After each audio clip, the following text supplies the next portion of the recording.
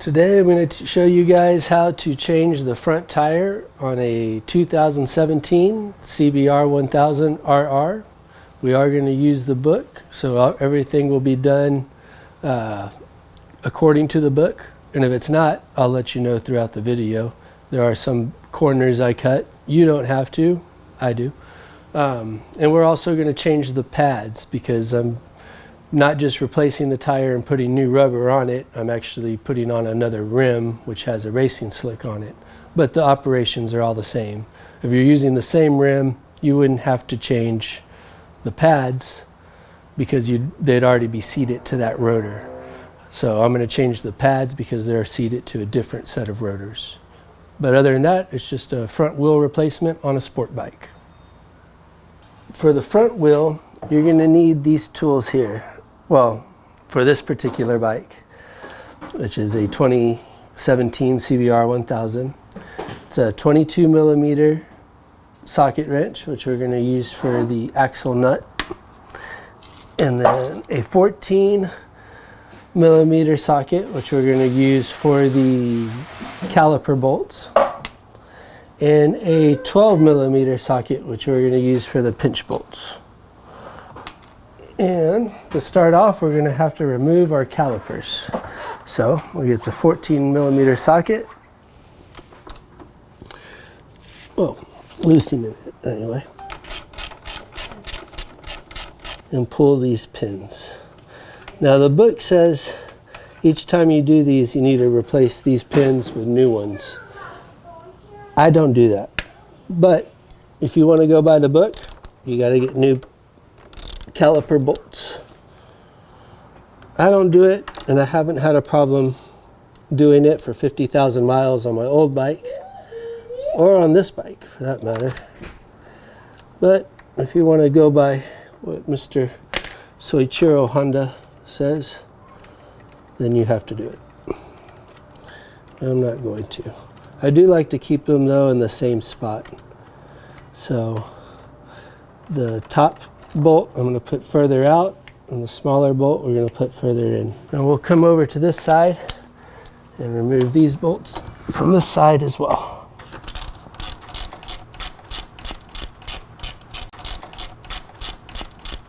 Take these guys out. Hope my knee is not in the shot. Okay, so again, the lower one I'm going to put closer.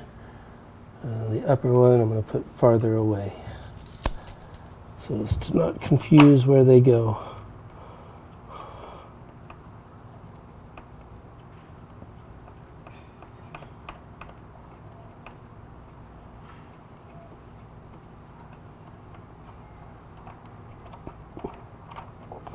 All right, just like that. And we'll leave that on there still. Now we're going to take out the axle bolt. On this bike, it's going to be a 22 millimeter socket.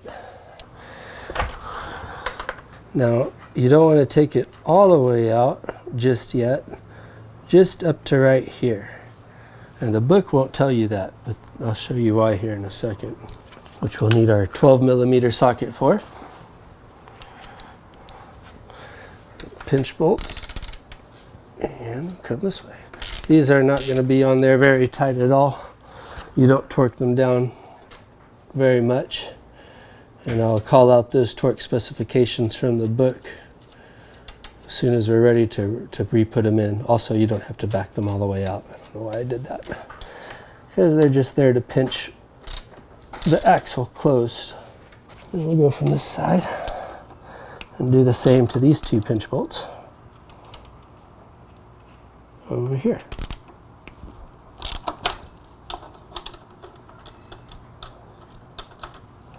And they're backed out. Now, the reason you don't want to take this screw all the way out is because you're going to use it to push it through. Probably use your hand, depending on how greased up it is. Yeah. We'll use a hammer. And it just comes out. You don't want to hit it too hard, but just enough to pull out the axle, to push it out the other side. And twist it, tap it, twist it, tap it. Twist it. Yep, there it goes. All right. The rest, you just pull this axle out.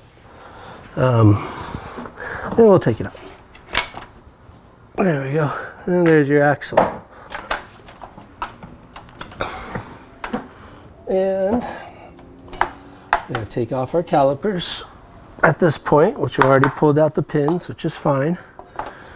And it should just slide right out. However, I do have to replace this part. And I like to, you can kind of finagle it out of here, but I don't like to do that. Especially with the street plastics, you want to keep those kind of looking nice. Now when I replace this, I'm going to replace it with a track fairing over there because I'm taking it to the track. But if you're just changing out your tire to put on new rubber, you put this back on again. And for that, I used a 5mm Allen key. Of course, that will vary from one manufacturer to the next. And these, it doesn't really matter where it goes. And now this is free to move. And this guy should be able to come right out. There we go. And it's done. Comes right out. And that's the old wheel. Here's the spacer. We didn't get to really see this pop out because of the way I did it. But the spacer will come. This spacer goes on this side, like so, and it popped out, and we're going to put it over here on that side, and then, sorry, Cobra, and then this spacer here goes on this side, and we're going to leave it on that side to know. They are different. You can't mix those up. The one on the right side of the bike, if you're on top of the bike, has a little lip on it. The one on the left side of the bike does not have a lip on it. So they need to stay where they go. Now, like I said, I'm replacing this part because, and ideally you don't want your calipers to hang there. You want to set them like that. I've never had a problem with it, but every book will say to not let them hang loose. So we're not going to do it for the video. And I'm sure there's somebody out there who has had a problem letting them hang. I haven't though. And now we're going to remove this little cable up on top so we can take out the front fender. There we go. And that kind of just holds the speed sensor and the brake lines in place.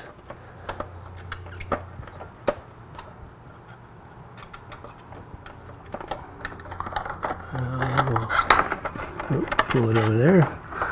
As you can see, the calipers are just kind of swinging around, which is not ideal, but I haven't never had an issue with it.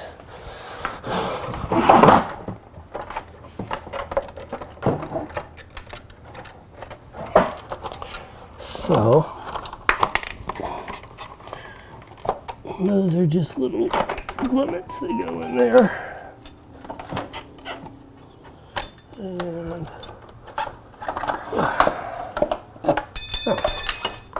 well, there's another little holder over there on that side I'd missed.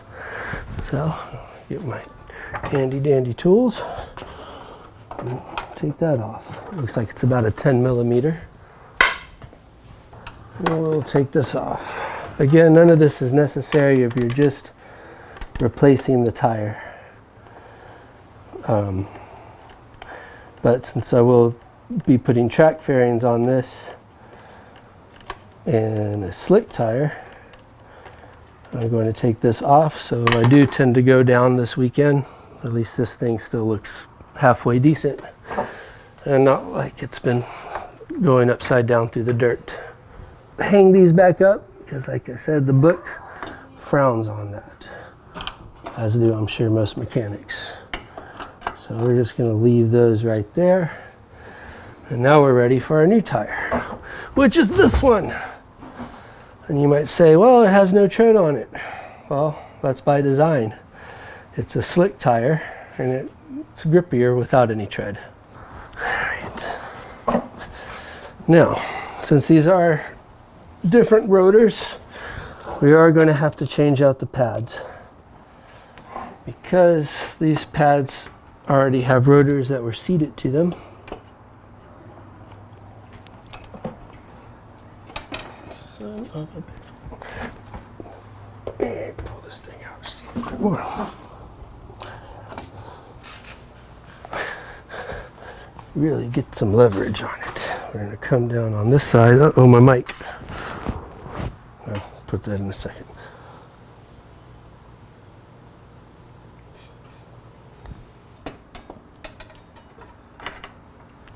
There it goes. Now it works just fine. Just pull this top part off.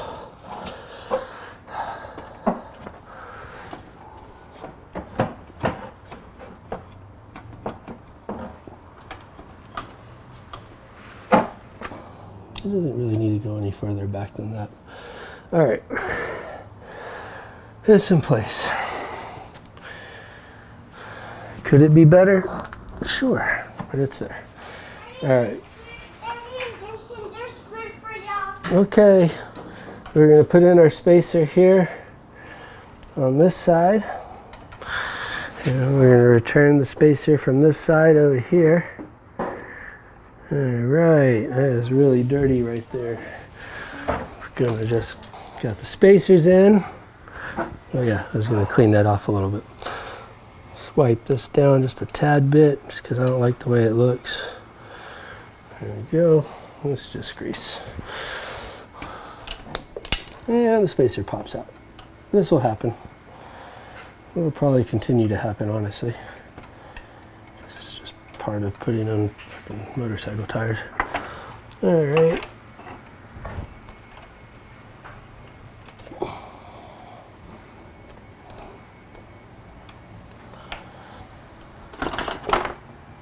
And there goes the caliper. There. So we'll get the axle. Whoops. Well, the book is going to tell us the axle needs grease on it. All right, that's greased enough. And that's just so that when you go to pull this out again for your next tire change, it slides out. So we'll just pull it in this way. There she goes. And we'll stick our finger through there like we did the last time, kind of guide it through.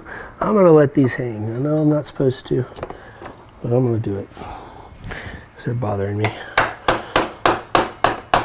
And just kind of tap it. Tap, tap, tap, tap, tap, tap, tap. I don't want to tap it too much. Just a little bit.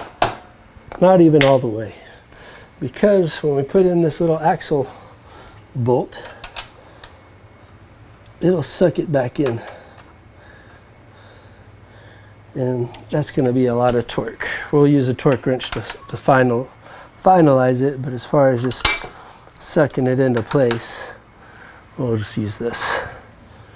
Actually, I'll use my other socket because there's no need to use that giant thing at this stage of the repair. So, sucks it in, sucks it in, sucks it in. There we go. We are going to, says hold the axle, tighten the torque, specified torque, 58 foot-pounds of torque for the axle nut, and then the right pinch bolts. So, not too bad. So the right side pinch bolts are going to be over here. Those get tightened in after this gets torqued to spec. So 58 foot-pounds of torque. We'll grab my inaccurate torque wrench because it's just an axle bolt and it doesn't matter, but it'll get me in the ballpark where I need to be. Proceed to tighten it to 58 foot-pounds of torque. And when we tighten, we go this way because the clock goes that way. Tighten in the direction the clock goes.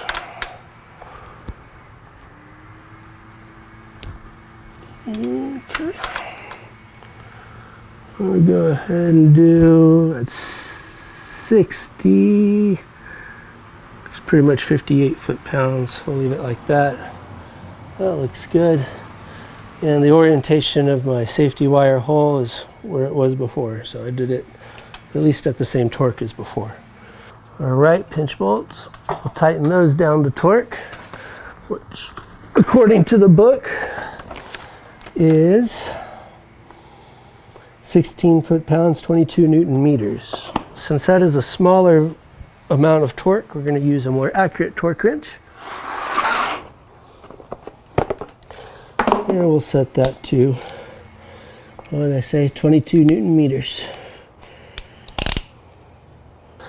We'll do it by hand first, and then put the torque wrench.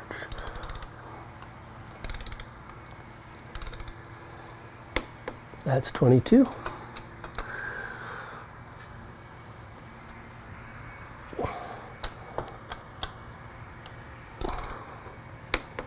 That's 22. There you go, 22. Looks good. Now what does she say to do? Now we got to install the brake caliper bolts.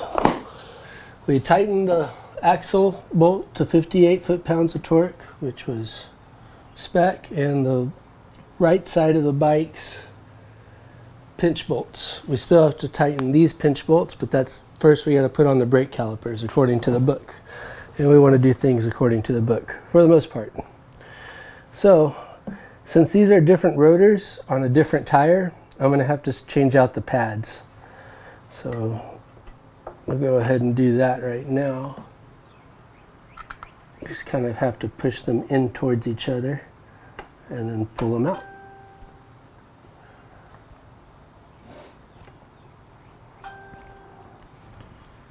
Because these don't have pins.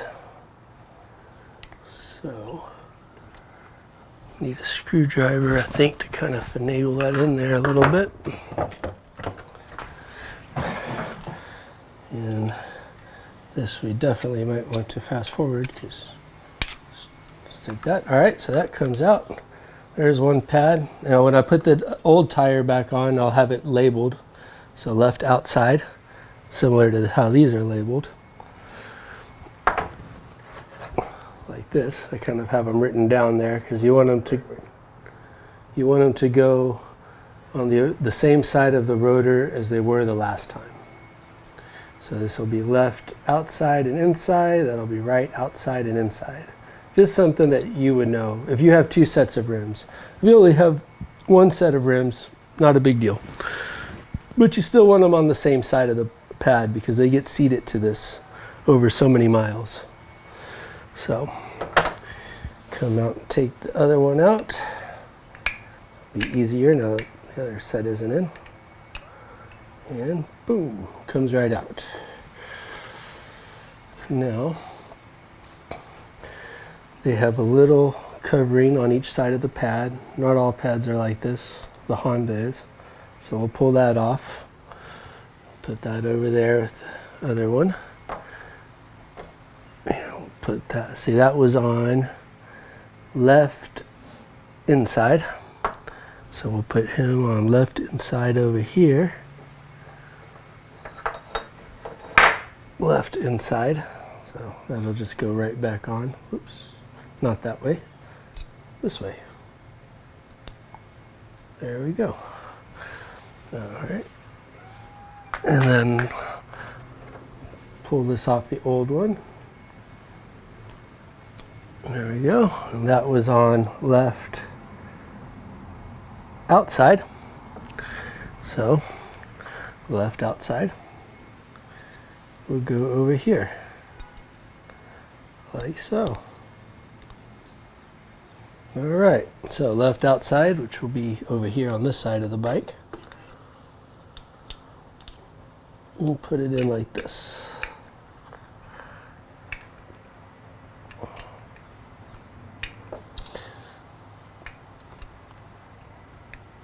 And make sure it clicks.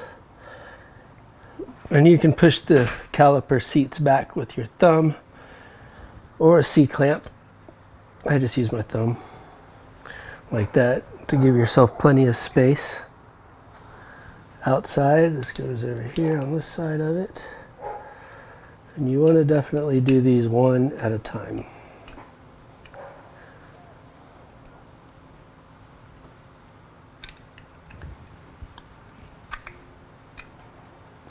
There we go. There, you hear the click. It's in there. And we get this one. Put it in like this.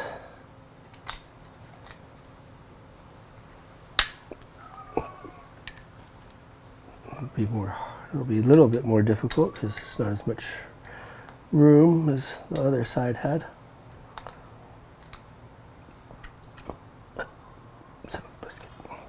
And the little metal bracket came off of it. So this would be a good portion to just kind of fast forward. So this will come back in here and kind of have to wrestle around with the pad a little bit to get it where we want it. There it is.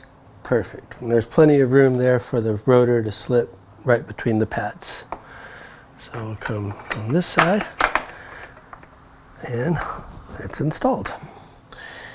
So we get our bolt. This goes on the top.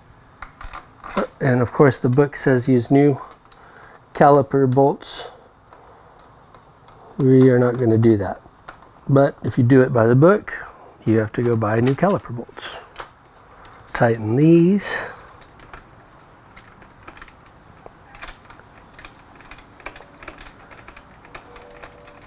Top and bottom. At least hand tight.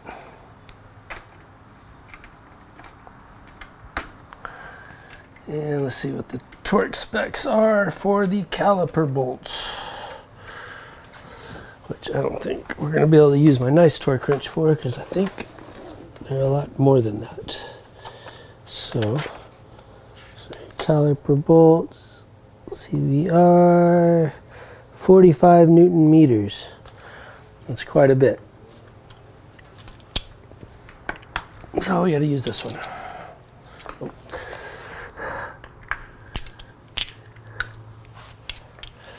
All right. This son of a bitch here, 45 Newton meters. So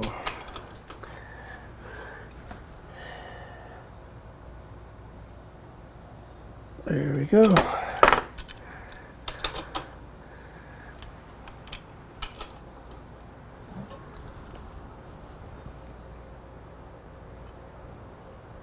It's about 45 Newton meters, not too bad.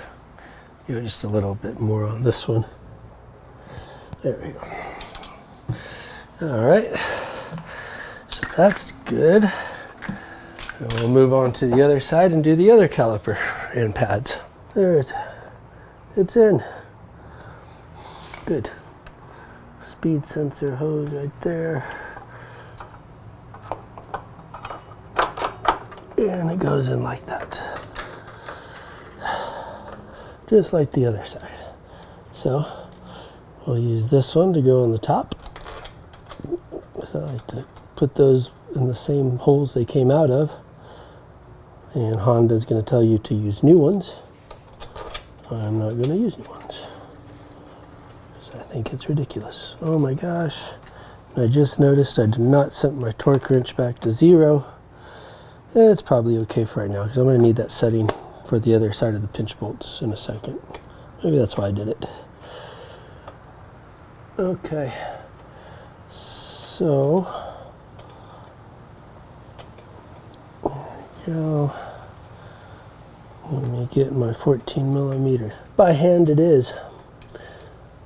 Hopefully with movie magic, we can just fast forward this part. It'll look like my hands are moving super fast, which they're not. All right, get the torque wrench again. 45 foot-pounds. Kind of a lot. Definitely more than my fingers can do. Because both of those, we pushed out both of the buckets on the calipers, you won't have access to your brakes. So what you want to do is kind of pump your brakes a little bit. There we go. Now I got feeling. That's good. That's an important step because if you don't do that and you drive off after you switch out your tires or put on new rubber, you go for your brake, you won't have any. It's not for the first few squeezes. Good right there. Now we just need to tighten these other side of the pinch bolts. 22 Newton meters. We already have the torque wrench set to 22 Newton meters. So go ahead and tighten that. And actually, before we go and do that, it's not said in the book, but I know Dave Moss has said things like this, a suspension guru, and other people have told me as well. Before you go ahead and tighten those last pinch bolts, you want to drop it from the stand. So we'll drop it from the stand, and then we'll kind of push up and down on it just to kind of make sure nothing's binding in the suspension. Because you start moving the forks around, especially how I did it, which was not the correct way the first time around, these will get out of true. And so you kind of want to pump it up and down to make sure that they stay true to their position. Put the old pads here for when it's time to use the old brake pads. Alright, that's good. We kind of pull up on it too a little bit. Up and down, up and down, up and down. That's good. Alright, let's tighten that other side up. 22 Newton meters. So the torque wrench is already set from the last ones that we did. So we'll come here and do this one. Alright, it's 22.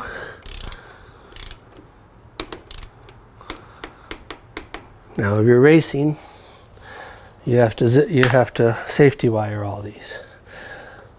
I did the rear, not sure I'm going to do the front. Just because I'm not racing this weekend. Just going to do a track day. They tend to not care as much.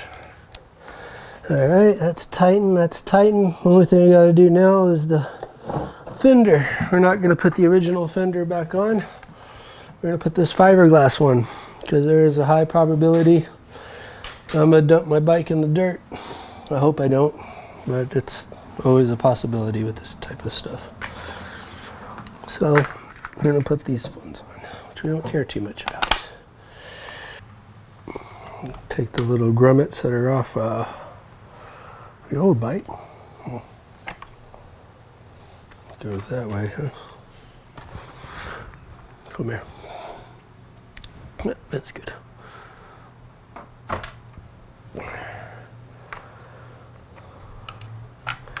You know what? I'm not even going to use these.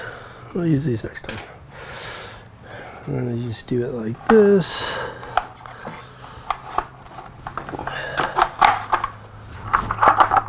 The good thing about track bearings is you can treat them like trash, because eventually that's what they'll be.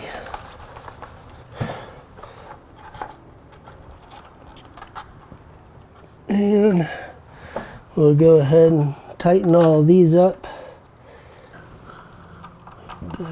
This just holds the speed sensor and brake lines in place so they're not just jiggling all over the place. Some people will actually leave this stuff off to save weight, but if it is jiggling too much, whoever is doing tech inspection at the track might tell you to zip tie it somewhere so it's not jiggling. Well, we're just going to go ahead and put them on there because it's not going to save that much weight. And honestly, I'm not that great a rider to where a few ounces is going to make or break me. Some of you guys might be.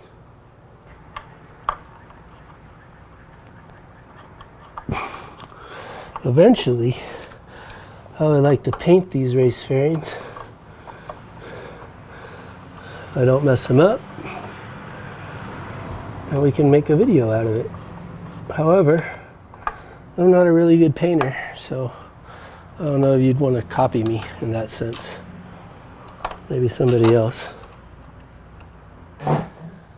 Alright, so that's how you replace this tire. You wouldn't have to replace your pads if you were just going to go to the store and put on a new tire. But since I have a different set of rotors on this wheel, I have to replace the pads to rotors that are already seated to those pads. Thank you guys for watching. I hope it wasn't too confusing. This is our second video, and hopefully I'll get more comfortable with you and you'll get more comfortable with me as we make more videos, and it ends up helping somebody out along the way. Thanks, guys.